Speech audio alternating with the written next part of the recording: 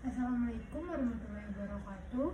Perkenalkan, nama saya Irma Nurul Halimah. Pada kesempatan kali ini, saya akan membuat video yang membahas mengenai sebagai berikut. Nah, selanjutnya di sini saya yang pertama akan membahas apa saja sih yang akan dibahas pada kesempatan video kali ini. Topik pembahasan yang pertama yaitu ada konsep pembelajaran, yang kedua ada pengertian filsafat dasar tentang pembelajaran, dan yang ketiga itu ada pengertian teori pembelajaran yang dibagi menjadi 4 bagian. Yang pertama ada behavioristik, yang kedua ada kognitivistik, yang ketiga ada konstruktivistik, dan yang terakhir ada humanistik. Selanjutnya poin yang keempat ada pengertian yang dibagi menjadi 2. Yang pertama ada strategi pembelajaran, dan yang terakhir ada evaluasi pembelajaran. Nah, baik, yang pertama itu yang saya sudah sebutkan tadi, kita akan membahas tentang konsep pembelajaran, yang dimana pembelajaran adalah proses interaksi peserta didik dengan pendidik dan sumber belajar pada suatu lingkungan belajar. Yang pembelajaran merupakan bantuan yang diberikan pendidik agar dapat terjadi proses perolehan ilmu dan pengetahuan, penguasaan, kemahiran, dan tabiat, serta pembentukan sikap dan kepercayaan pada peserta didik. Dengan kata lain, yaitu pembelajaran adalah proses untuk membantu peserta didik agar dapat belajar dengan baik. Di sisi lain, pembelajaran itu mempunyai pengertian yang mirip dengan pengajaran, tetapi sebenarnya mempunyai konotasi yang berbeda dalam konteks pendidikan. Guru mengajar agar peserta didik dapat belajar dan menguasai isi pelajaran hingga mencapai suatu objektif yang ditentukan, atau bisa disebut aspek kognitif. Juga dapat memengaruhi perubahan sikap atau aspek afektif, serta keterampilan yang disebut aspek psikomotorik. Seorang peserta didik, namun pengajaran ini memberi kesan sebagai pekerjaan suatu pihak, yaitu pekerjaan pengajar saja, sedangkan pembelajaran menyiratkan adanya interaksi antara pengajar dengan peserta didik.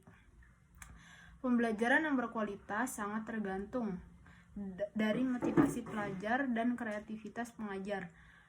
Pembelajar yang memiliki motivasi tinggi ditunjang dengan mengajar dan mampu memfasilitasi motivasi tersebut akan membawa pada keberhasilan pencapaian target belajar.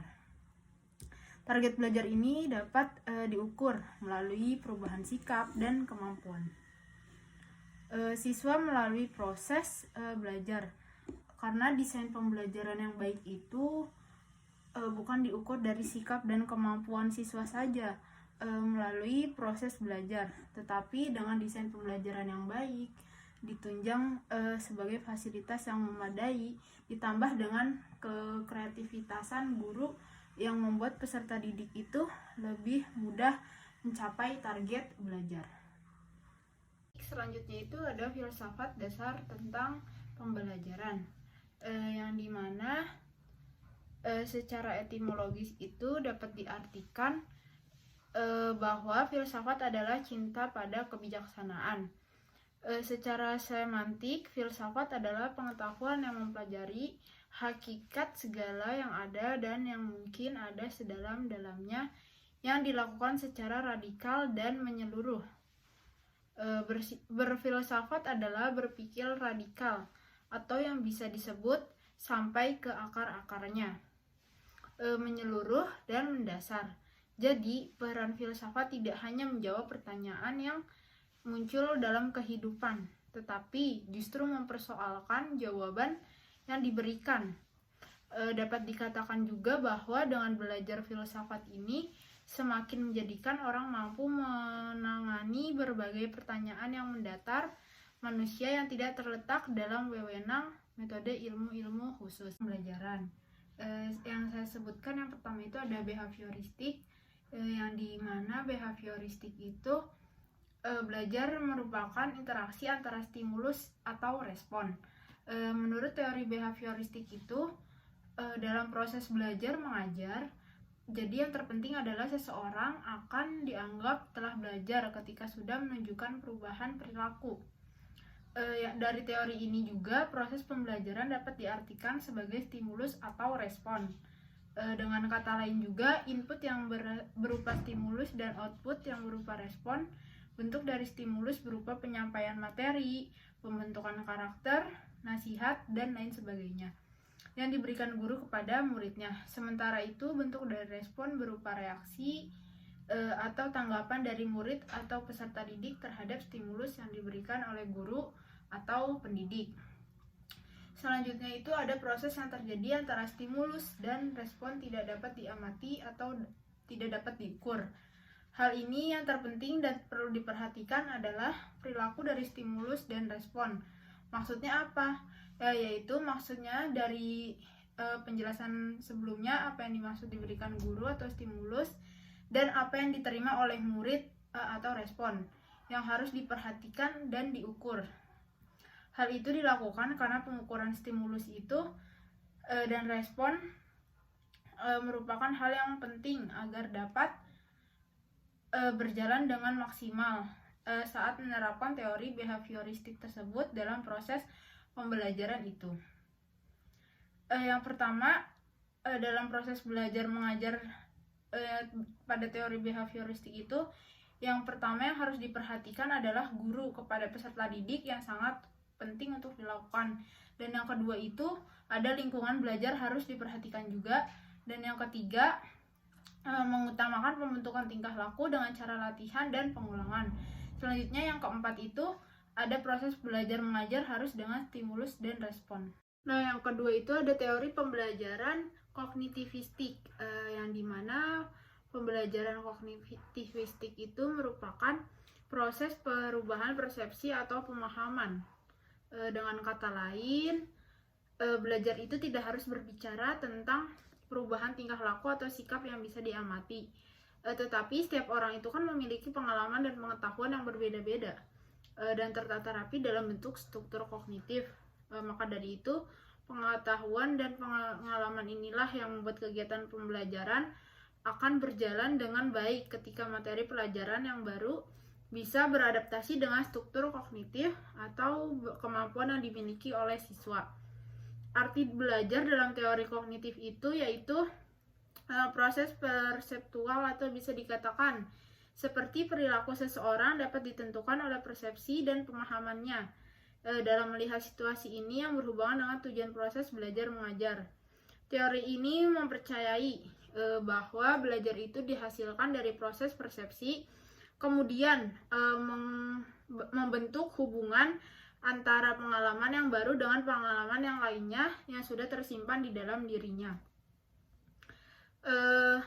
Proses belajar mengajar ini dengan teori kognitif tidak hanya beroperasi dengan terpatah-patah atau terpisah-pisah, tetapi juga melalui proses yang mengalir dan menyeluruh. Hal yang ditekankan pada teori belajar kognitif ini adalah proses dari belajar bukan hasil belajar. Dan beberapa hal juga yang harus diperhatikan saat menerapkan teori kognitif ini dalam proses belajar mengajar. Yang pertama itu pembuatan materi. Pembelajaran itu harus disusun dengan pola atau logika sederhana dan kompleks. Nah, yang kedua itu siswa bukanlah orang dewasa yang sudah mengerti dan mudah dalam berpikir. Oke, selanjutnya yang ketiga itu ada teori pembelajaran konstruktivistik.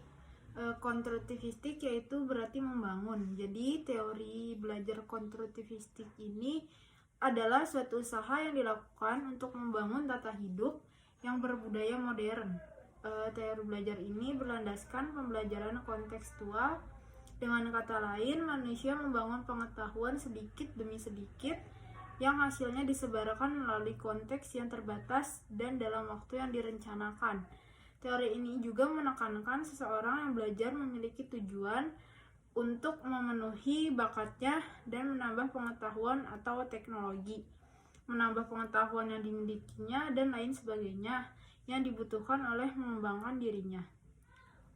Pengalaman demi pengalaman yang telah dilewati manusia ini maka akan memiliki hidup yang lebih dinamis dan pengetahuan akan yang bertambah.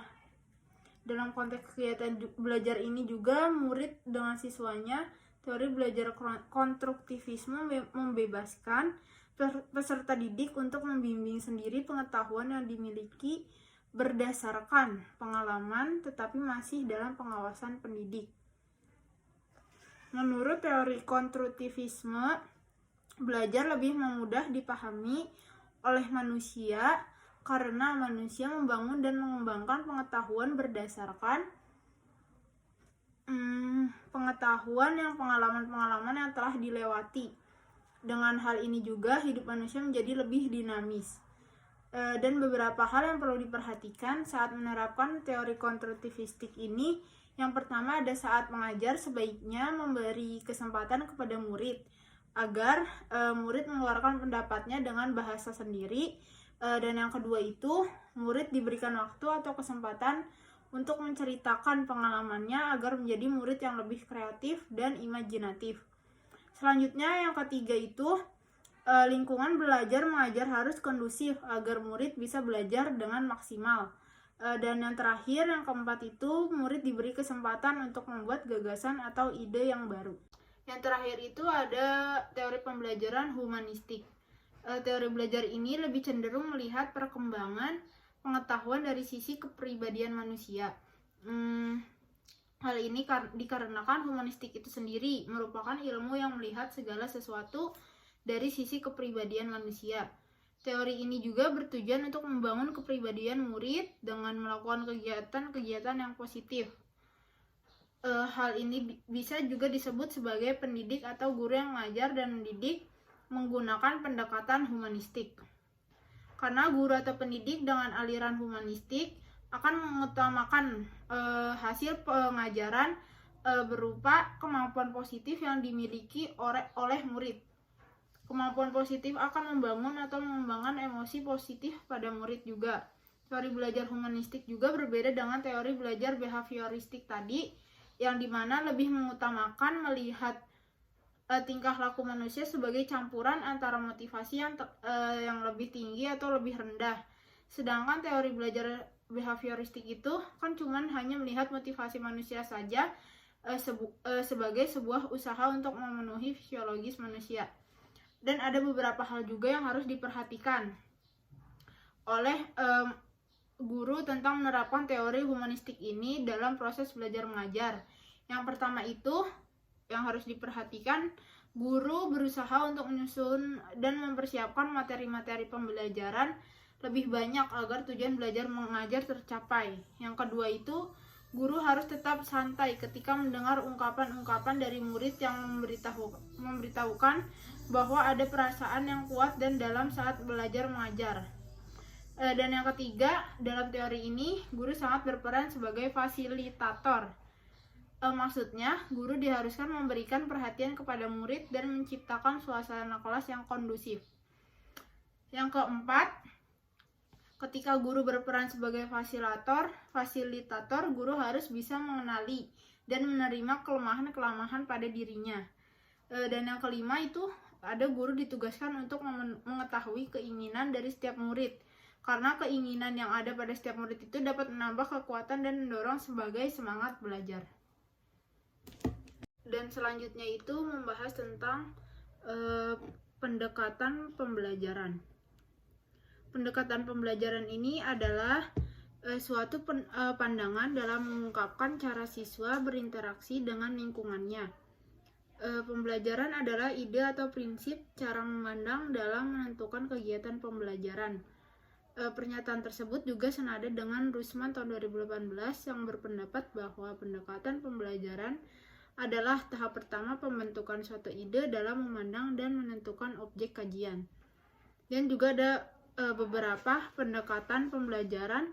Yang pertama itu ada pendekatan kontekstual, yaitu konsep belajar yang membantu guru untuk menghubungkan antara materi yang diajarkan dengan situasi dunia nyata siswa dan serta mendorong siswa membuat hubungan antara pengetahuan yang dimilikinya dengan penerapannya dalam kehidupan mereka.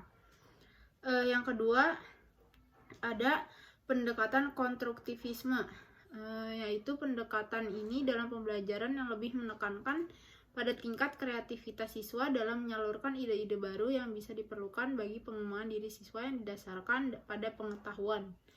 Lalu yang ketiga itu ada pendekatan deduktif.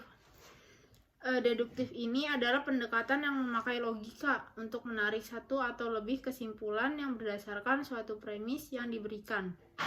Dalam sistem deduktif ini yang kompleks, peneliti bisa mengambil lebih dari satu kesimpulan saja, tetapi metode ini sering digambarkan sebagai pengambilan kesimpulan dari sesuatu yang umum ke sesuatu yang khusus. Lalu selanjutnya ada strategi pembelajaran.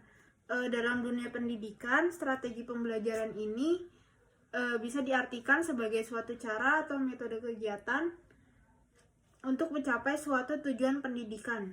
Jadi definisi strategi pembelajaran bisa diartikan sebagai sebuah perencanaan yang berisi tentang rangkaian kegiatan yang didesain untuk mencapai tujuan-tujuan pendidikan tertentu.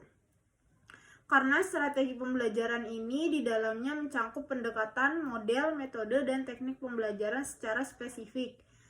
Strategi pembelajaran ini memiliki beberapa kegunaan dan manfaat, diantaranya adalah siswa terlayani kebutuhannya mengenai belajar cara berpikir dengan lebih baik. Selain itu, adanya strategi pembelajaran juga turut-menurut membantu guru agar memiliki gambaran bagaimana cara membantu siswa dalam kegiatan belajarnya. Hal ini dikarenakan siswa memiliki perbedaan dalam hal kemampuan, motivasi untuk belajar, keadaan latar belakang, dan sosial budaya dari tingkat ekonominya. Jadi, kegunaan strategi pembelajaran ini adalah memberikan rumusan atau acuan kegiatan belajar mengajar untuk memperoleh pengalaman belajar yang inovatif mengenai pengetahuan dan kemampuan berpikir rasional dalam menyiapkan siswa memasuki kehidupan dalam masa dewasa. Selanjutnya yang terakhir itu membahas tentang evaluasi pembelajaran. Evaluasi pembelajaran ini adalah proses untuk mendapatkan data dan informasi yang diperlukan dalam menentukan sejauh mana dan bagaimana pembelajaran yang telah dilakukan dan berjalan agar membuat penilaian dan perbaikan yang dibutuhkan untuk memaksimalkan hasilnya. Dan istilah evaluasi pembelajaran ini juga sering disamaartikan dengan ujian. Meskipun sangat berkaitan, akan tetapi tidak mencakup keseluruhan. Maka evaluasi pembelajaran yang sebenarnya ini adalah ujian atau tes hanyalah salah satu jalan yang tepat yang ditempuh untuk menjalankan proses evaluasi. Baik, itu saja yang bisa saya sampaikan dalam membuat video ini. Kurang lebihnya mohon maaf. Wassalamualaikum warahmatullahi wabarakatuh.